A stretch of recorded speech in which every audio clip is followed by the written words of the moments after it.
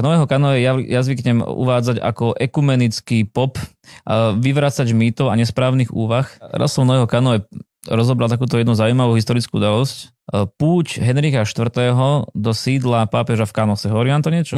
Ty ako panovník získavaš legitimitu od Boha, teda od jeho middlemana, ktorým je pápež. Áno. A pápež ho exkomunikoval. Tak on teda zistil, že keď prúser, tak musí si pápeža získať na svoju stranu. Prešiel cez Alpy, išiel do Talianska, do sídla pápeža do Kanosy a tam podľa legendy alebo tradície vraj 3 dní stál v snehu pred pápežovým sídlom, aby sa kajal. Skvotujete. Presne, skvotujete pred svojím...